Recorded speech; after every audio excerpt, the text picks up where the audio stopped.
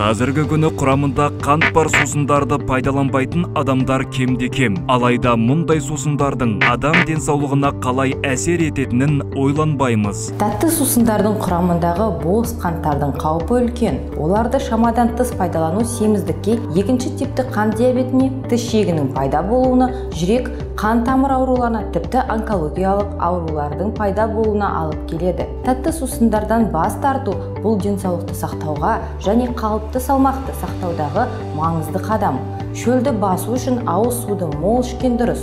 Бұл әсіресе балаларға пайдалы. Денсаулықты таңда. Құрамында қант бар сусындарды таза сумен, сүтпен, немесе сүт қышқылды сусындармен, қантсыз шаймен және өзге де пайдалы сусындармен алмастыр. Ата-аналар, балаларыңыздың денсаулығын ойлаңыздар. Балаларыңызбен бірге пайдалы сусындар ішіңіздер.